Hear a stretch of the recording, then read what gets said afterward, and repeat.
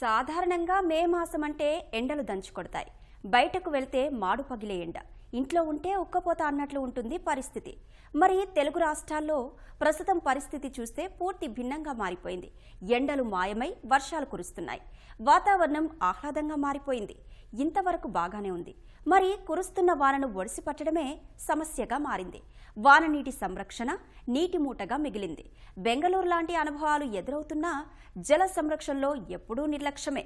వాన నీటిని వృధాగా వదిలేయడం, నీటి కోసం అల్లాడడం ఇది పరిస్థితి. మరి పక్షం రోజుల్లో వానాకాలం రానున్న నేపథ్యంలో నీటి సంరక్షణ కోసం ఏం చేయాలి? ప్రభుత్వంతో పాటు ప్రజలు కూడా చేయాల్సింది ఏమిటి?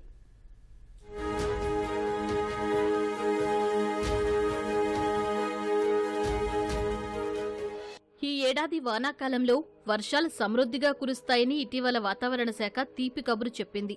అయితే వానాకాలం రాకముందే తెలుగు రాష్ట్రాల్లో వర్షాలు కురుస్తున్నాయి. మే మాసం మధ్యలో ఎండలు దంచికొట్టాల్సి ఉండగా అకాల వర్షాలు పలకరిస్తున్నాయి. ఒక్కపోత మాయమై ఆహ్లాదకర వాతావరణ పరిస్థితులు ఏర్పడ్డాయి. వానలు కురుస్తున్నాయి సరే, వర్షాలు కురుస్తున్న ప్రతిసారీ ఉత్పన్నమైనట్లే ఈసారి కూడా వాననీటి సంరక్షణ ఏమిటనే ప్రశ్నలు తలెత్తుతున్నాయి. ఓవైపు ప్రజలు నీటి కోసం అల్లాడుతూ ఉంటే మరోవైపు వాన నీరు వృధాగా పోతోంది. చెరువులు, కాలువలు, కుంటలు, భూగర్భంలోకి చేరాల్సిన వాన నీరు మురికి కాలువల్లోకి వెళ్లిపోతోంది. ఈ నేపథ్యంలోనే వాననీటి సంరక్షణకు అంతా ఇప్పుడే కదలాలి అన్న బాధ్యతను ప్రస్తుత పరిస్థితులు గుర్తు చేస్తున్నాయి. చుక్క చుక్కను ఒడిసిపట్టాల్సిన అవసరాన్ని చాటి చెబుతున్నాయి.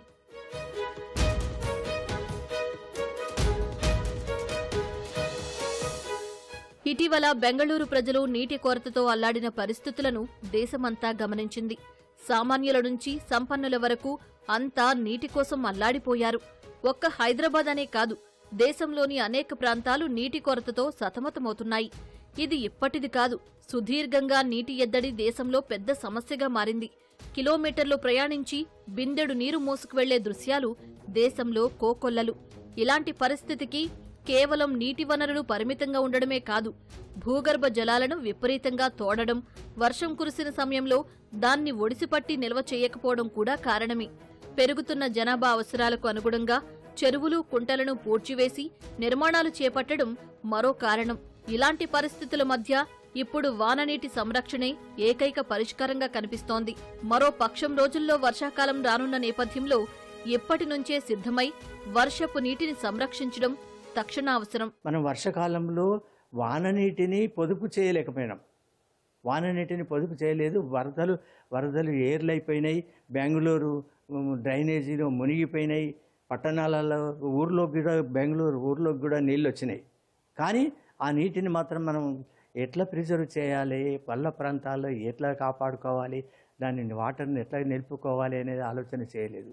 వాననీటిని ఒడిసిపట్టి భూగర్భంలోనికి పంపితే అది భూమిలో నిలిచిపోతుంది, భూగర్భంలో నిలిచిపోతుంది. మన అవసరాలకు మనకి ఎప్పుడు అవసరం ఉంటే అప్పుడు ఆ అవసరాలను తీర్చగలుగుతుంది. బ్యాంకులో డబ్బులు దాచుకున్నట్టే వాటర్ను కూడా మనం భూమిలో దాచుకోవాల్సిన అవసరం వస్తుందన్నమాట. ఎప్పుడైతే మనకు అది అవసరం ఏర్పడుతుందో దాన్ని అప్పుడు బోర్వెల్స్ ద్వారా మనం తీసుకోవచ్చు. ప్రపంచంలో అంతటా ఇదే సమస్య ఉంది. చిరపుంజీలో ప్రతిరోజు వర్షం పడుతుంది, కానీ 10 సంవత్సరాల క్రితం చిరపుంజీలో కూడా వాటర్ ప్రాబ్లం వచ్చేసింది, క్రైసిస్. దీనికి కారణం ఏంటిదంటే చిరపుంజీలో వర్షం పడుతుంది కాబట్టి ప్రతిరోజు వర్షం పడుతుందని అశ్రద్ధ చేశారు. కానీ ఎండాకాలంలో ఒకసారి తీవ్రమైన ఎండాకాలం వచ్చేసింది, వాన నీళ్ళు లేదు. వాళ్ళు వానల నీటిని కాపాడుకోలేకపోయినారు. భారత్లో భూగర్భ జలాల్లో 80% వ్యవసాయానికి, 12% పరిశ్రమలకు, 8% తాగునీటి అవసరాలకు వినియోగిస్తున్నారు.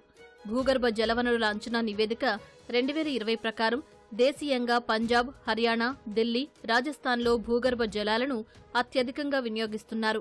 బెంగళూరు, చెన్నై, ఢిల్లీ వంటి 21 నగరాల్లో భూగర్భ జలాలు మరింత క్షీణించే ప్రమాదం ఉందని నీతి ఆయోగ్ గతంలోనే హెచ్చరించింది. దేశవ్యాప్తంగా సుమారు 256 జిల్లాల్లో భూగర్భ జలాలు అడుగంటిపోయాయి. గ్రామీణ భారతంలో 85% ప్రజలు తాగునీటికి, రోజువారీ అవసరాల కోసం భూగర్భ జలాలపైనే ఆధారపడుతున్నారు. అందుకే భూగర్భ జలాల పెంపు, నీటి వనరుల సమర్థ నిర్వహణ, అవి కలుషితం కాకుండా చూడడం చాలా అవసరం. భూగర్భ జలాల పెంపు, నీటి వనరుల మరమ్మత్తు, పునరుద్ధరణ తదితర చర్యల కోసం జలగణన చేపట్టాలని గతంలో పార్లమెంటరీ స్థాయి సంఘం సూచించింది.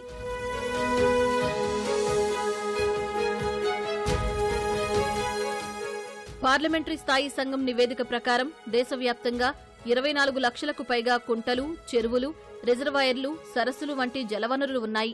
అందులో 38,000కు పైగా ఆక్రమణకు గురయ్యాయి. దాదాపు 4 లక్షల జలవనరులు నిరుపయోగంగా మారాయి. 97.1% జలవనరులు గ్రామీణ ప్రాంతాల్లోనే ఉన్నాయి. 2.9% నగరాలు, పట్టణాల్లో నెలకొన్నాయి. దేశీయంగా నీటి సంరక్షణ పథకాల ద్వారా ఏర్పాటు చేసిన చెక్ డ్యాంలు 12.7%. మొత్తం నీటి వనరుల్లో 55% ప్రైవేటు వ్యక్తుల అధీనంలో ఉన్నాయి. ఇప్పటికీ మరమ్మతులకు నోచుకోవలసిన జల వనరులు 45%. ప్రపంచ జనాభాలో భారత్ జనాభా 18%. కానీ నీటి వనరుల పరంగా ఉన్న వాటా మాత్రం 4%. విచ్చలవిడి వాడకంతో పాటు సంరక్షణ చర్యలు లేకపోవడంతో భారత్లో నీటి కొరత ఏర్పడుతోంది. చెరువులు, కుంటలు వంటి జల వనరులను విచ్చలవిడిగా పూడ్చివేయడంతో నీటి కొరత ఏర్పడ్డమే కాదు, వర్షాలు కురిసినప్పుడు అవి నిల్వ అయ్యే ప్రదేశాలు లేక వరదలు నివాస ప్రాంతాలను ముంచెత్తుతున్నాయి. ఇది ఈ విధంగా ముందుకెళ్తే ఈ రోజున కర్ణాటక మనకు ఒక ప్రత్యక్ష సాక్ష్యంగా నిలబడింది. సో ఈ పరిస్థితి మనకు హైదరాబాద్ వరకు, నిజామాబాద్ వరకు, మరి ఏ రాష్ట్రం వరకు కూడా దాకకుండా ఉండాలంటే ఇకనైనా మనం ప్రజల్లో చైతన్యం రావాలి, ప్రభుత్వాలు మేల్కొనాలి. లేకపోతే మనం ఒక పెద్ద సంక్షోభాన్ని, ఒక కరోనా లాంటి ఒక పాండమిక్ని మనం ఎదుర్కోబోతున్నాం ఈ నీటి వల్ల. సో నీటి తాగే ప్రతి ఒక్కరు కూడా నీటి యొక్క సంరక్షణ గురించి ఆలోచించాలి. నాకేంటి అని చెప్పేసి ఇష్టం వచ్చినట్టుగా నీటిని విచ్చలవిడిగా ఖర్చు చేస్తే జరిగేటువంటి పరిణామాలు తీవ్రంగా ఉంటాయి. మన పిల్లలకి ఒకప్పుడు మనం బావుల్లో నీటిని చూసాం, నదుల్లో నీటిని చూసాం. సో ఇప్పుడు వాటర్ బాటిల్లో చూస్తున్నారు. రేపు పొద్దున మన పిల్లలు క్యాప్సూల్స్లో, టాబ్లెట్స్లో చూస్తారేమో. మరి ఇలాంటి ఒక దుస్థితి మన ముందు తరాలకి రాకుండా ఉండాలంటే ఈ రోజు మనం మేల్కొనాలి, మనలో చైతన్యం రావాలి. వర్షం నీరుని ఒక్కొక్క చుక్కని ఒడిసిపట్టి మనం హార్వెస్టింగ్ చేసుకోవాలి. వర్షాకాలంలో నీటి సంరక్షణ జరగాలంటే కుంటలు, చెరువుల నీటి నిల్వ సామర్థ్యం పెంచేలా పూడికతీత పనులు చేపట్టాలి. నిరుపయోగంగా ఉన్న జలవనరులను పునరుద్ధరించి అందుబాటులోకి తేవాలి. అవి ఆక్రమణ కాకుండా చూడడమూ తప్పనిసరి. జలవనరుల్లోకి చెత్తా చెదారం చేరకుండా జాలీలను ఏర్పాటు చేయాలి. వాన నీటిని ఒడిసిపట్టి సంరక్షించడంతో పాటు వాడిన జలాలను శుద్ధి చేసి భూమిలోకి ఇంకేలా చేయాలి. తద్వారా భూగర్భ జలాలు కూడా పెరుగుతాయి. జాతీయ గ్రామీణ ఉపాధి పథకంలో వాననీటి సంరక్షణ, మురుగునీటి నిర్వహణ పనులను విరివిగా చేపట్టాలి. నగరాలు, పట్టణాల్లో భారీ విస్తీర్ణంలో ఉన్న కార్యాలయాలు, సంస్థలు తప్పనిసరిగా తమ ప్రాంగణంలోనే మురుగునీటిని శుద్ధి చేసి భూమిలోకి ఇంకించే చర్యలు తీసుకోవాలి. బహుళ అంతస్తుల భవనాల్లోనూ వాడిన నీటిని భూమిలోకి ఇంకేలా చేయాలి. ఇందుకోసం ఎక్కడికక్కడ ఇంకుడు గుంతలను ఏర్పాటు చేయాలి. మనం ఇప్పుడు ఏం చేస్తున్నామంటే 1000 ఫీట్ల లోతు నుంచి మనం నీటిని బోర్ ద్వారా పైకి తీస్తున్నాం. మరి 1000 ఫీట్ల లోతు నుంచి తీసినప్పుడు మరి ఆ విధంగా మరి మళ్ళీ 1000 ఫీట్ల లోతుకు మనం పంపిస్తున్నామా? పంపిస్తలేం. వర్షం పడ్డప్పుడు వెంట మనకు వాటర్ అనేది వెళ్ళిపోతుంది. మన ప్రవాహంగా వరద వేగంగా వెళ్ళిపోతుంది. ఎక్కడికి? రోడ్ల నుంచి, కాలువలు, వాగుల నుంచి, నదుల నుంచి సముద్రానికి వెళ్ళిపోతుంది. మరి అలా వెళ్ళిపోకుండా మనకు ఎక్కడెక్కడ మనం నీటి భూగర్భ జలంలోకి భూగర్భంలోకి ఇంకేటట్టు మనం చూసుకోవాలి. అలా చూసుకుంటేనే ఎండాకాలంలో కూడా మనకు నీటి సమస్య రాకుండా ఉంటుంది. మరి మరో బెంగళూరు, మన దేశం బెంగళూరు రాకుండా ఉంటుంది. మనం బెంగళూరు అనుకుంటున్నాము కానీ ప్రతి చోట సమస్య ఉన్నది. ఈ సమస్యను మనము ఇది ఒక్కరి సమస్య కాదు, ప్రభుత్వం పట్టించుకోవాలి, ప్రజలు పట్టించుకోవాలి, స్వచ్ఛంద సంస్థలు అందరూ మనం ప్రతిరోజు మనము పట్టించుకునే మనము ఆలోచించాల్సిన సమస్యను అందరం చూసుకోవాల్సిన ఇది సమస్య. ఇది వాననీటి పరిరక్షణ కేవలం ప్రభుత్వాల పని మాత్రమే కాదు, ప్రజలకు కూడా బాధ్యత ఉంది. నీటి సంరక్షణకు తమ పరిధిలో ఎంత వీలుంటే అంతగా కృషి చేయాలి. నీటి వనరుల పరిరక్షణకు ప్రజలతో పాటు స్థానిక స్వచ్ఛంద సంస్థలు, వాటర్ షెడ్ కమిటీలు, సంబంధిత ప్రభుత్వ విభాగాలు కలిసికట్టుగా పనిచేయాలి. జల్ శక్తి అభియాన్, జాతీయ గ్రామీణ ఉపాధి హామీ పథకం, అటల్ భూజల్, ప్రధానమంత్రి కృషి సంచయ్ యోజన, అమృత్ సరోవర్ వంటి పథకాలను సమన్వయంతో చేపట్టాలి. స్థానిక నీటి సంరక్షణ విధానాలకు శాస్త్రీయత కల్పించి సాంకేతిక సాయంతో సమర్థంగా ఆచరణలో చూపాల్సిన అవసరం ఉంది. జల వనరుల సమర్థ నిర్వహణతో భూగర్భ జలాలు పెరుగుతాయి. అవి సాగు, తాగునీటి అవసరాలకు ఉపయోగపడతాయి.